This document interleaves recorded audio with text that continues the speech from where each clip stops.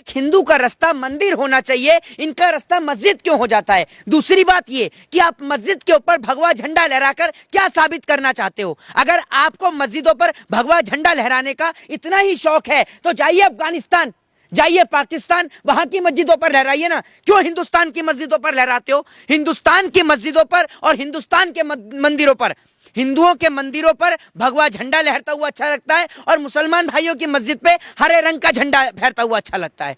आप क्या साबित करना चाहते हो कि इस देश का मुसलमान गद्दार है? आप उसकी मस्जिद के पार जो आप ये झंडा फहरा कर दिखाते हो, क्या साबित करना चाहते हो आप? क्या है आपका मकसद? आपको पढ़ा है आपने इस देश का इतिहास? आप एक बात मुझे बताइए, बहादुर शाह जफर ने अपने दोनों बच्चों को इस देश के लिए कुर्बान कर दिया। आप एक बात मुझे बताइए, आपने पढ़ा है मीर उस्मान अली को? पढ़ा है आपने? आपने पढ़ा है इस्बाकुल्ला खां और राम प्रसाद बिस्मिल को? आप पढ़कर देखिए ना इन लोगों के बारे में। आपका मकसद क्या है? आप घर से निकलते हैं झंडे लेकर इसलिए कि भैया कि आप मस्जिद के बाहर लहराएंगे। आपने देश में जो प्रेम और एकता और भाईचारे को समाप्त करने का काम किया है, ये गिने चुने लोग हैं। रामनवमी मेरा भी त्योहार है। मैं रामनवमी के पर्व पर किसी मस्जिद पर झंडा फहराने के लिए नहीं जाता। मैं रामनवमी के पर्व पर सिर्फ मंदिर के अंदर पूजा और पाठ और अर्चना करने के लिए जाता हूं।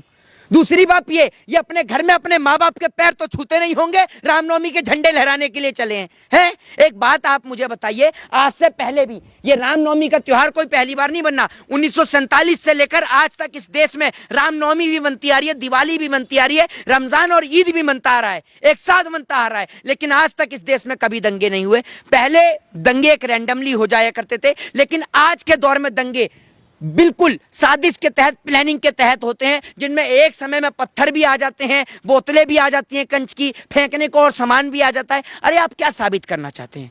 आप इस देश की प्रेम, एकता, भाईचारे को, सवाल यह है कि इस तरीके के लोग जो है दोनों तरफ हैं, एक तरफा नहीं है, दोनों तरफ से जो है इस तरीके के लोग हैं जो कि चाहते हैं कि देश में माहौल खराब हो, देश हमारा खुशहाल तरीके से ना चले। मैं आपसे क्या कहता हूं, ताली कभी एक हाथ से नहीं बजती, ताली दोनों हाथ से बजती है। ये कुछ लोग जो हिंदू धर्म के भी हैं, मुसलमान धर्म के भी हैं, लेकिन ये किसी धर्म के लोग नहीं है। इन्हों का एकमात्र एजेंडा है सिर्फ दंगे कराना। ऐसे लोगों से सतर्क और सावधान रहें जो हिंदू और मुसलमान के बीच नफरत पैदा करता है। ऐसे लोगों से अपने बच्चों को बचाएं जो तिलक और टोपी के बीच नफरत पैदा करता है। अरे क्या संबंध है तिलक और टोपी का? आप जानते हैं रमजान का पावन महीना चल रहा है और नवरात्रि का महीना एक साथ चल रहा है। ऐसे महीने में जब मुसलमान और हिंदू दोनों एक दूसरे को गले लगाते हैं, दिवाली में एक दूसरे को गले लगाते हैं, रमजान और ईद में एक दूसरे को गले लगाते हैं, आप उनके बीच नफरत पैदा कर रहे हो।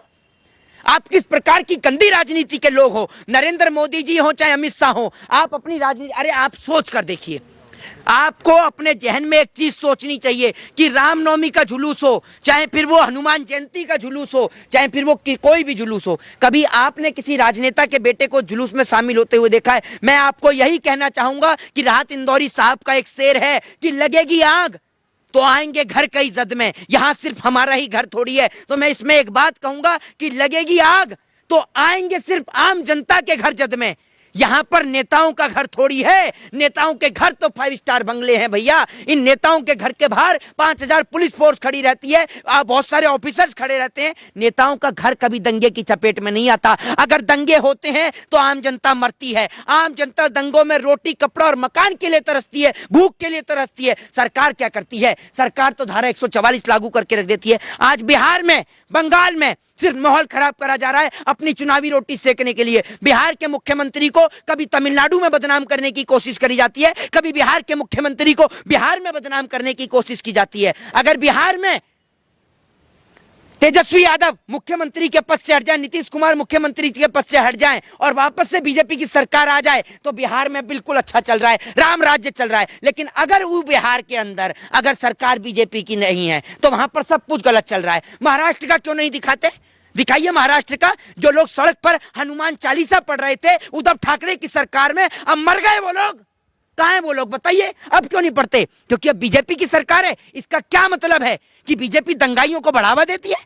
आज क्यों नहीं बढ़ रहे बताइए ना आप मुझे। कहां गए एमएनएस प्रमुख? बताइए ना आप मुझे। लग रहा है कि जो भी चीज हो रहा है सब स्क्रिप्टेड होता है। अरे ये सब कुछ सब प्री प्लान है। कहां है एमएनएस प्रमुख राज ठाकरे जो कह रहे थे मस्जिदों से भोंपू हटवा देंगे? डर गए एकनाथ शिंदे से या बीजेपी की सरकार आ गई तो बोलना बंद कर दिया? ये बताइए ना आप मुझे। कोई हिंदू कोई मुसलमान की बात नहीं करते ये लोग, समझ रहे हैं? लोगों के मन में सिर्फ और सिर्फ नफरत पैदा करा रहे हैं। वरना अगर बीजेपी के अंदर दम है तो बीजेपी का एक नेता भगा दे अपने दामाद को और कह दे भाग यहाँ से, तू भाजपा से बाहर। दामाद को भगा दे, शाहनवाज हुसैन को भगा दे, मुख्तार अब्बास नकवी को भगा दे, जो बीजेपी नेताओं के जो मुस्लिम दामाद हैं, हाँ भगा दे उनको। अगर इतनी नफरत करते हो मुसलमानों से तो भगा दो मुसलमानों को, क्या दो बीजेपी में नहीं हो तुम, बता दो ना। है पकड़ पकड़ के बीजेपी वाले सब रख रखे हैं मुसलमान, और लोगों को लड़ा रहे हो हिंदू मुसलमान में, फिर लहरा रहे हो झंडा वहां पर। क्या फायदा तुम्हारा? तुम्हारी कोई आइडियोलॉजी नहीं है, तुम्हारी कोई विचारधारा नहीं है, तुम्हारा सिर्फ एकमात्र एजेंडा है भारत देश के अंदर नफरत पैदा करने का। तुम्हारे अंदर दम है तो जाओ पाकिस्तान, वहां ले रहा हूं वहां की मस्जिदों। बिहार की आखिरी सवाल है कि बिहार की जो जनता है उनसे क्या अपील करना चाहेंगे? बिहार मोहित शर्मा भी भगवाधारी है, हिंदू है, क्या अपील? क्या कह रहा हूँ, बिहार की जनता से अपील करेंगे। बिहार की जनता तो बहुत समझदार है, बिहार की जनता तो खुद परेशान है कि बिहार को बदनाम करने के लिए दंगाई कहां से घुस गए।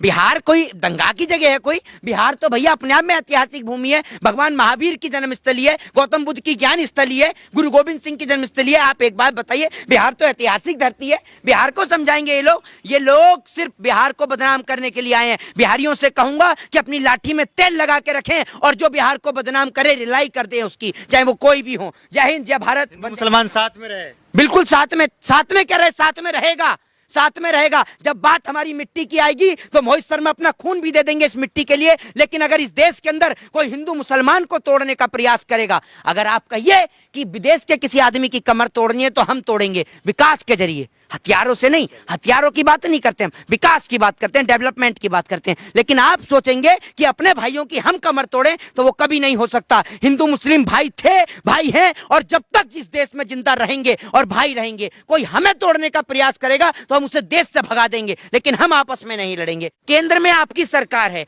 आप क्या कर रहे हैं? आप क्या संदेश दे रहे हैं? आपकी पार्टी के नेता मंदिर और मस्जिदों पर चर्चा करते हैं। आपकी पार्टी के नेता, एक बात आप मुझे बताइए, टीवी न्यूज चैनल का एक डेटा उठाकर देख लीजिए। उस डेटा को जब आप देखेंगे तो आप देखेंगे कि हिंदू मुसलमान पे, मंदिर और मस्जिद पे और मदरसों पर सबसे ज्यादा बहस हुई है। हमारा और आपका प्रेम टूट गया तो ये देश टूट जाएगा। इस देश के प्रेम को मत टूटने दो, क्योंकि अगर हिंदू और मुसलमान का प्रेम टूट गया तो आप ये समझ लीजिए जनाब, इस देश के अंदर भाईचारा खत्म हो जाएगा, देश टूट जाएगा। जय हिंद, जय भारत, वंदे मातरम।